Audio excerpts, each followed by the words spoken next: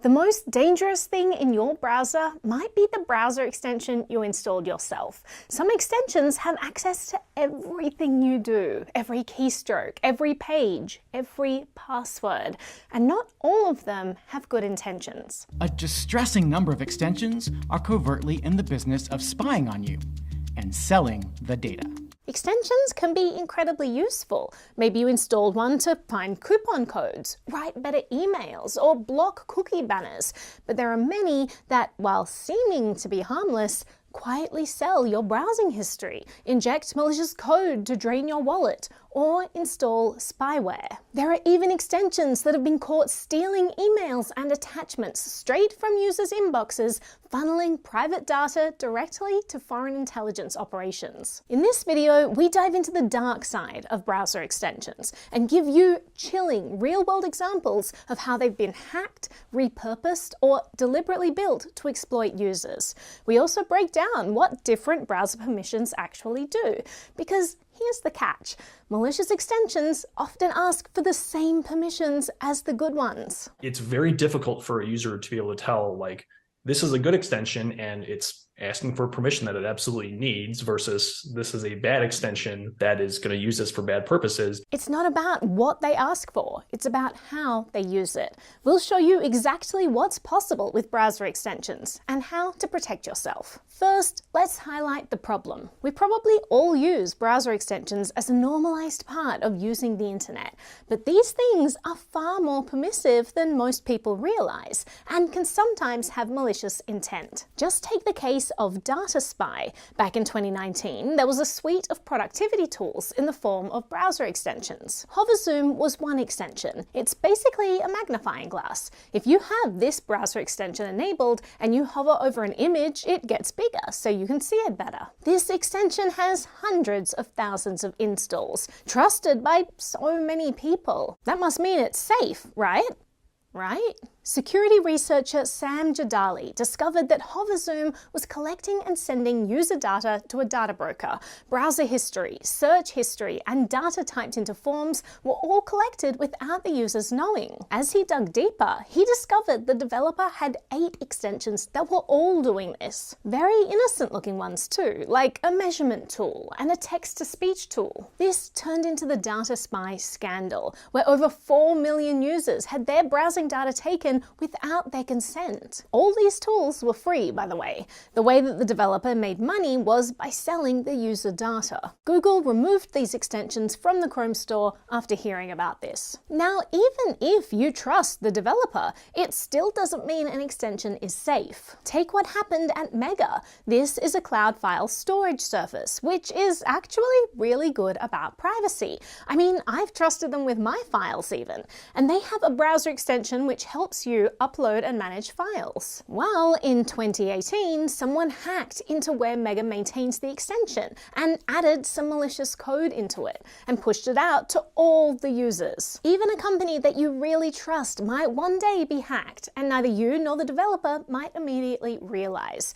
What happened next was terrifying. The extension immediately got to work stealing passwords you typed into websites. And it wasn't just grabbing all passwords, it was specifically looking for passwords you have on Google, GitHub, Microsoft, and crypto sites. Mega, of course, fixed this problem within 4 hours, and now takes extra steps at securing things like this from happening in the future. But it's just one of many examples of users getting their accounts hacked and crypto stolen by an extension that they trusted was safe. Or take this recent extension drama that happened in December 2024. Cyberhaven reported that they got their browser extension hacked. Now, Cyberhaven is a cybersecurity company which creates a browser extension that monitors what you type and warns you before putting sensitive information into a website or email. It's actually a trusted and legitimate tool. But someone phished the company and got control of their Chrome extension code and uploaded a new version of the extension with malicious code in it. This resulted in hundreds of thousands of people getting their data scraped by this extension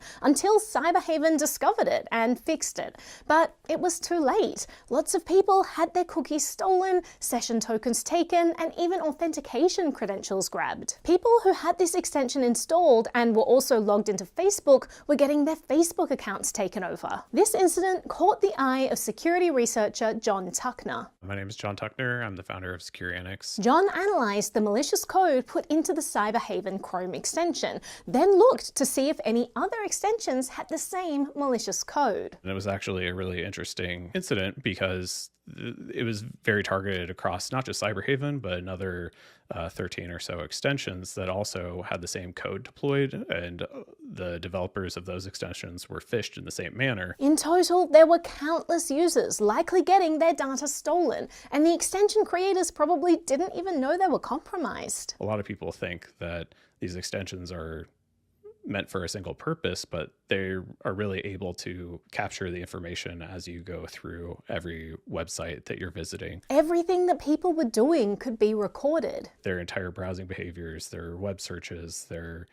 form submissions. Browser extensions are even able to take screenshots of what you're visiting. The reason why these kinds of vulnerabilities are possible is because extensions are able to update themselves. This means that they can switch out the code that's been installed on your computer at any given time without the user even knowing. As a result, makers of popular extensions are constant targets for attack, but they're also targeted for other reasons, under constant pressure to sell their extension to people who want to buy them. You may create an extension to provide some functionality to a user base, and you find that extension becomes wildly successful. That developer would love to be compensated for their great work. And so they're usually receptive when someone reaches out and asks if they can purchase the extension. This isn't always some innocent purchase, though.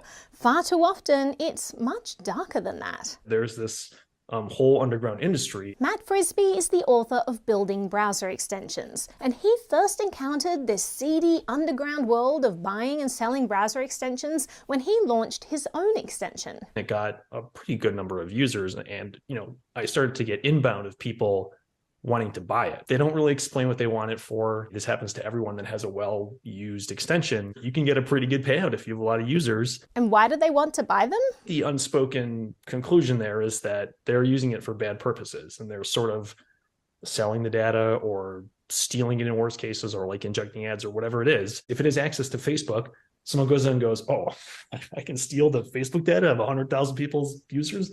Let's send him an offer. Why not? You might have installed something legitimate, but it's since changed hands and is being used for a completely different purpose. Like the Great Suspender, for example. This was a browser extension which simply closed tabs you weren't using anymore. Very popular and developed by someone trusted in the developer community. If you were ultra cautious about installing extensions, this one would have passed all your tests. But then, in mid-2020, the developer quietly sold it to an unknown entity.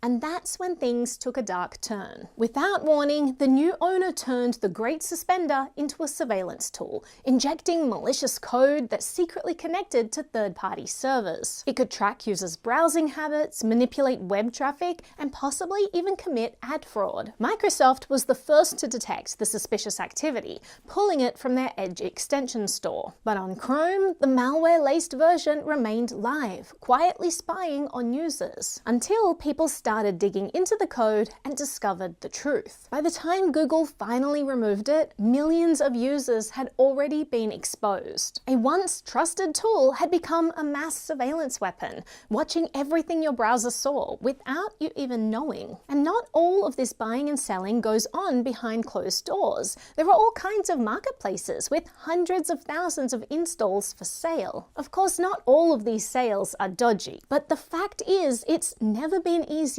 for someone to buy a popular extension, insert malicious code, and now that extension you thought was safe is spying on you. So what can we do to protect ourselves? I think a lot of us, when installing an extension or app, look to see how many downloads it has. If it's popular, we think it's probably safe.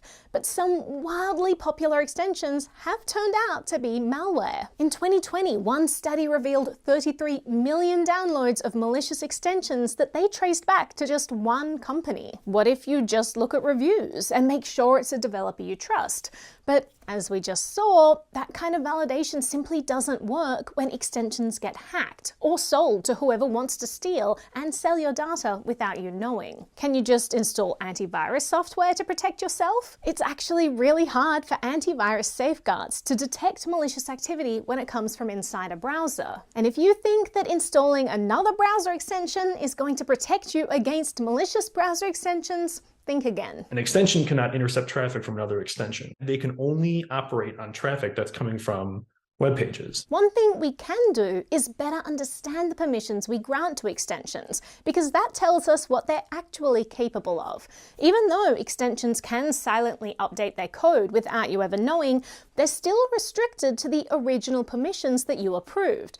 But here's the catch. What they can do within those permissions is incredibly broad. An extension that once blocked ads can update itself to start logging keystrokes or exfiltrating data without ever asking for new permissions. That's why understanding those permissions isn't just important, it's essential. What are some of the worst offenders on here that we should be worried about? Do I have to just pick one? Let's start with the history permission. What does this mean? The browser will happily dump out your history as an array. Like, this is your browsing history. You visited these websites. We can, build this profile of you. So literally, the extension gets full access to your browsing history and can use that data how they want. Then there's the cookie permission. If you call this single line of JavaScript, it dumps out a list of all your cookies and all the domains they're associated with. That's how our browsers authenticate with servers. If someone steals your cookies, they can pretend to be you in all sorts of nasty ways. That's how hackers took over Linus Tech Tips' YouTube account. They didn't need to steal his password or 2FA. They just stole his cookies. Next, screen captures. There are actually a number of APIs that an extension can use to capture your desktop and capture the current page you're looking at. And all of these will incur a pop-up. For example, it'll say, which window do you want, or which desktop screen do you want? But there's also a third capture option, tab capture. The capture visible tab API is no warning, and it takes a screen grab and sends it off, and you will never know what's happening. Let's say you detect they're on a banking website. I could take a screenshot every second and send that off. That's quite a permission. Next, the web request permission. You can basically sniff the request going to every website and see what it's sending. It doesn't matter if it's HTTPS. It's basically a man in the middle, and it can see everything you're sending. So Stripe.com, their security is immaculate. It doesn't matter. I can see what you're sending to Stripe.com. Anything that's watching traffic, especially the payloads, that's pretty damaging. It's all plain text, and they can just read it right out of there. You would see all your credit card information, address, password, username, of all the things I put here. This is probably the most offensive vector. What about the web navigation permission? This API is a real-time feed of wherever you're navigating. It's grabbing the top-level details of basically where you went on the page. Now let's look at keyloggers. This one's super easy because this one you don't actually need any permissions. Yep, you heard that right. You don't need a special keylogger permission to use one. This is the first that only requires a content script. This is just a tiny piece of JavaScript that you're running on the page. This content script, technically called a host permission, would create a pop-up that says, allow this extension to read everything on, say, google.com. If you're adding an extension that does something fun to your Google search results, of course it's going to run on google.com. Really, it's able to see everything you're doing on google.com. All the things you're searching, all your keystrokes, everything. It would send them to our background script. Background script sends them to our server. None of that requires any permissions other than the ability to run this script on google.com. It's incredibly dangerous and very easy to do. Then there's input capturing, which happens inside another content script. This is pretty similar to the keylogger. This one can be used for logging things like password manager inputs, where they autofill your login credentials automatically. Those might not be registered as keystrokes. So as a malicious actor, I still want that data. So instead, I'm going to watch anytime an input changes, which is a login box, search bar, credit card entry, whatever. Anytime they change, I want to capture what's changed. So even if you're trying to be safe by using a password manager, a malicious extension that's capturing inputs would be able to see these private details. Geolocation capturing is a tricky activity to perform because there are some restrictions in place around how location can be collected. The only place that I can get geolocation is in a real user interface. This means a background worker can't collect geolocation without the user's knowledge, but an extension can render a real user interface in the form of a pop-up, and then it can collect your location. So I click to take a note. If I have the geolocation permission, I can read where you are every time you open the pop-up. But there's another sneakier way an extension can get a user's geolocation. If they visit a website that already has the geolocation permission, it is actually possible to piggyback off the page's permissions. It really shouldn't work that way. To do this, it uses a content script. Let's say I have a content script that can run on all Google domains. So if the user goes to maps.google.com and they've previously said maps.google.com can read my location, then the extension running on that page can say, oh, they already have geolocation permission. I don't need to prompt the user again. I can piggyback on that permission and then grab their location additionally. No pop-ups generated. Hulu, for example, they require your location. Every time they go to hulu.com, great, I don't need to ask them, I can grab their location. The piggybacking of the permissions is an especially disturbing one. Not hard to think of ways that this could be abused. There are other permissions that extensions can piggyback on. Lots of sites say, can I show notifications? And I always go, no, you can't show notifications. If you said yes to that anywhere, that would be another one that the extensions API could theoretically piggyback on. So that's the next thing that we can do to try to stay safe. Be careful of granting permissions in general, because they could be abused in ways that you hadn't realized. You don't need all of these permissions to do something bad, right? You need maybe one or two. Next, use extensions sparingly. Does this mean that people shouldn't use extensions at all? Not necessarily. Password managers and ad blockers are very, very powerful tools for consumer privacy. I think everyone should use them. They are going to have to request dangerous APIs. The ones that I use are from reputable sources. I don't think the thing to take away from that is don't use a password manager. Pete Snyder is the principal privacy researcher at Brave Software, who says that you should use a password manager, even if it comes in the form of an extension. Certainly better than not using a password manager at all. But you want to really make sure that it's from a company you really trust. Remember, every extension is an attack vector that could turn into something malicious without you even realizing, whether intentionally or not. You should really think deeply if you actually need that extension or not. Next, instead of installing privacy extensions, you can try using a browser that has those protections built in by default. Adding many extensions to your browser actually becomes a way of fingerprinting you.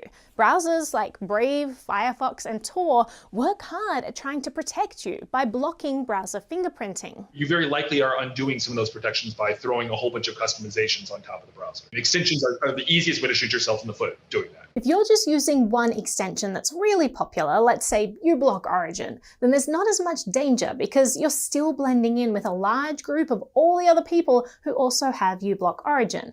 But if you also add a password manager like Bitwarden, now you're part of a smaller group that has both uBlock Origin and Bitwarden installed.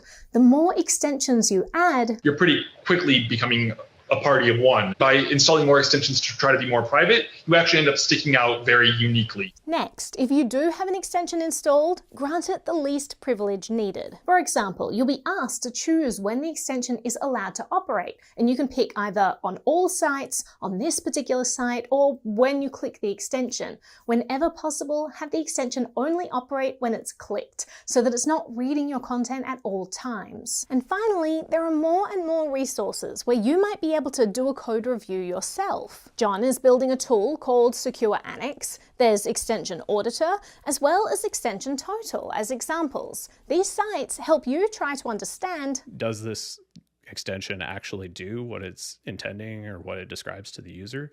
Or does it have an ulterior motive? Is there something deep in the code that a user might not be thinking about, or it might not line up with the actual intent of that service? It's not going to be able to make your choices for you, but it's a good place to start when it comes to understanding whether an extension might have any red flags. So, in summary, extensions may seem like fun add-ons that can add sparkles to your cursor, change every photo photo to a picture of Nicolas Cage, generate text with AI, or any number of things. But the consumer has no idea what they're installing, really. I think that's the long and short of it. And given how much sensitive stuff you do in your browser, like your banking, logging in with important passwords, or writing private communications, you should think really carefully before installing anything. NBTV is a project of the Ludlow Institute, a non-profit research and media institute that educates people about how to reclaim ownership of their digital lives. Help us shift culture around privacy. Visit ludlowinstitute.org/donate. Or support us by buying some cool shirts, like this one with a cat on it, or this other one with a cat on it. I really like cats. Treat your extensions like one of your exes. If they get too controlling, just remove them from your life.